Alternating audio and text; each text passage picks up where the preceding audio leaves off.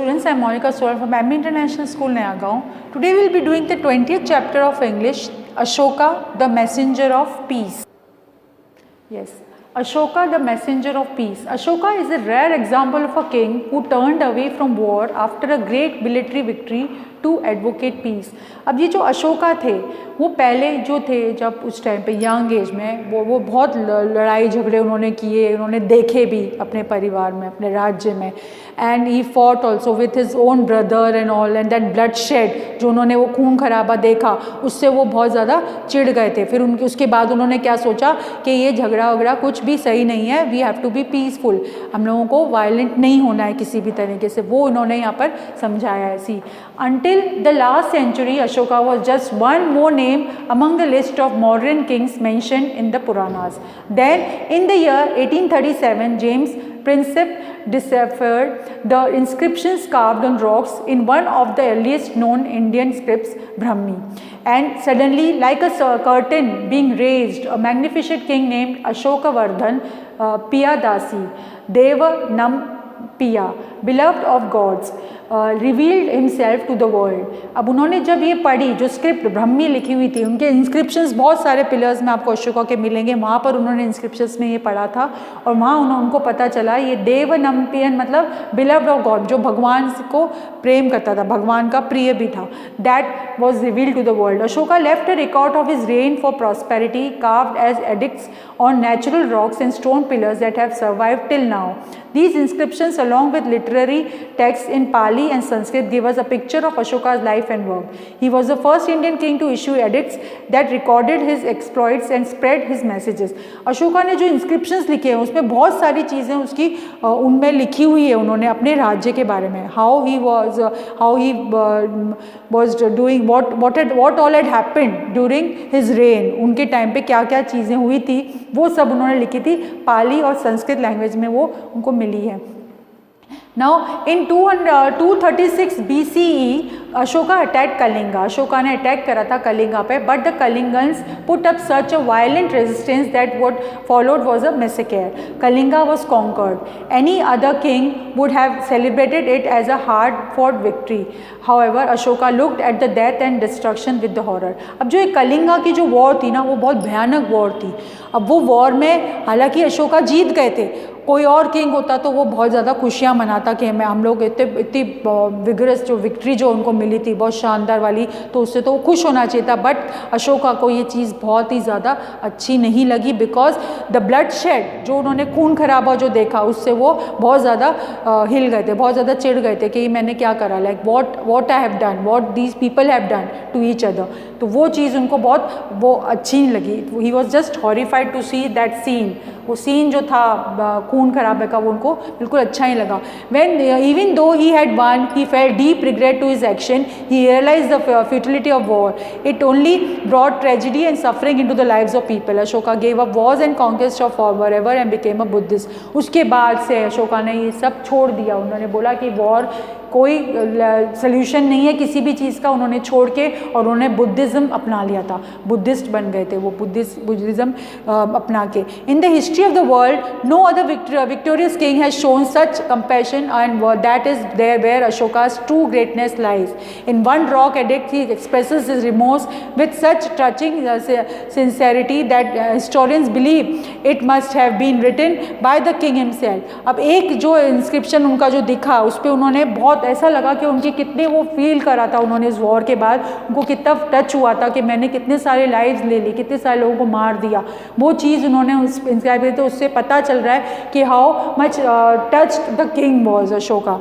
Beloved of the gods, King Piyadasi conquered the Kalingas 8 years after his coronation. 150,000 were deported, 100,000 were killed, and many more died from other causes. After the Kalingas, अब देखो कितने सारे लोग मर गए थे उसके चलते.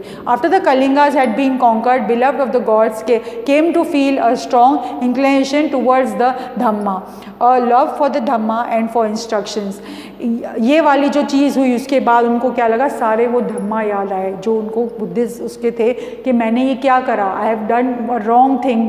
धम्मा, now beloved of gods feels deep remorse for having conquered the Kalingas. Indeed beloved of the gods to deep pain by killing, dying and deportation, and that take place when the unconquered country is conquered. But beloved of gods is pain. Now ये जो भगवान से जो प्यार करता था उसको बहुत ज़्यादा नफरत हुई कि मैंने ये क्या करा. I have killed so many people, so many innocent peoples have died because of that. ये कलिंगा वॉर मैंने बहुत ज़्यादा गलत काम किया. That all is written. And वो like he was just shocked for that what rubbish he had done.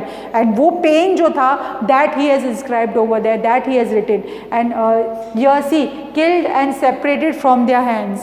Here he has written here, even those who not affected by all this suffer from the see friend, acquaintance and companions and relatives affected, their misfortune befall. अब जो उस directly involve नहीं थे war में तो उनके relative सफ़र कर रहे हैं, उनसे जो टच थे, फ्रेंड्स थे, वो सफ़र कर रहे हैं. So that thing also he can see ना, डायरेक्ट जो नहीं टच में थे वो भी. Therefore the killings judge a deportation of the 100th or even 1,000 part of those who died during the conquest of Kalinga now pains beloved of the gods. Now beloved of the gods think that even अब उनको अशोका को लगा था कि ये see he is Ashoka and now he is thinking that what I had done, I have touched so many people, like thousands of people I have destroyed. वो उनको लगा those who do wrong would be forgiven, forgiveness is possible.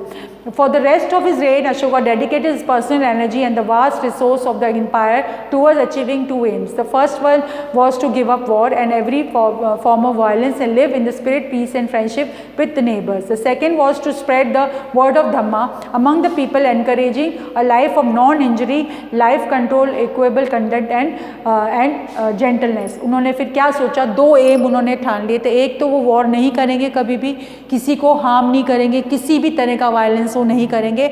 और next उसका उन्होंने ये M बनाया कि ये जो धम्मा है वो स्प्रेड करेंगे, like he will spread peace among the people. उनको बताएंगे कि पीसफुली रहना कितना अच्छा होता है. And he believe in conquers through dhamma. After Kalinga Ashoka never fought again another war. फिर उसके बाद कलिंगा के बाद अशोका ने कभी भी कोई भी वॉर फाइट नहीं करी. Ashoka made a passionate appeal for tolerance among all religions. He also extolled the virtues of non-violence. For him all life was sacred and war was evil. He discouraged animal fights and the killing of animals. देखो उन्होंने animal fights भी stop कर दी, को किसी भी तरह की Wars तो स्टॉप करी, बट वो एनिमल फाइट्स जो करवाते थे वो भी उन्होंने स्टॉप कर दी. और उन्होंने बोला कि कोई भी सेक्रीफाइस, एनिमल का लाइफ सेक्रीफाइस नहीं होगा. That also he stopped. Now instead of military expedition he sent the peace mission. Military expedition के बजाय वो पीस मिशन भेजने लग गए to spread love, respect, equality and charity among the people of the world. The war drums Bheri Ghosas were silenced and only the Dharma Ghoshas, the drums of Dhamma, now echoed around the land. Peace and universal brotherhood became the idol of this king over 2000 years ago. और ये सब जो है पहले जो war के लिए जो ड्रम्स बजते थे वो अब पीस के लिए बजने लग गए. And for dhamma to preach the people, वो उसके लिए जब ड्रम्स बजने लग गए थे. Jawaharlal Nehru in the glimpse of world history puts in this way, the whole of the history is full of religious persecutions and religious wars, and in the name of religion and of God perhaps more blood has been shed than in any other name. It is good therefore to remember how great a son of India, instantly religious and the head of powerful empire, behaved in order to convert people. अब उन्होंने जवाहरलाल नेहरू ने जो लिखा हुआ है, उन्होंने अशोका के बारे में लिखा है कि जो वॉर है वो एक किसी का सोल्यूशन नहीं होता, and we have to be like Ashoka the king. To his ways of thought, it is strange that everyone should be so foolish as to think that religion and faith can be thrust down a person's throat at the point of the sword or a bayonet. अब उन्होंने क्या बोला कि किसी के ज़बरदस्ती religion की वजह से या फेथ को ज़बरदस्ती करके और उनके ऊपर ज़बरदस्ती कोई चीज़ forcefully you can't tell anyone to prove, peacefully आप उसको हैंडल कर सकते हो. So Ashoka sent his messenger and ambassadors to the kingdoms in Asia, Europe and Africa. सब जगह उन्होंने अपने एम्बेसडर्स भेजे थे Asia, Europe, to spread peace. And as one of this edict says, all sects deserve reverence from one reason to or another. By thus acting, a man exalts his own sect and at the same time does service to the sects of other people. In today's world, this message of love and universal togetherness is very important and relevant. But sadly, even now people have not learned the value of what Ashoka preached. अब देखो आज की date में ये चीज़ बहुत important है, what Ashoka was telling, how peaceful the person should lead the life, but even today the people have forgotten what Ashoka has said and what Ashoka had preached.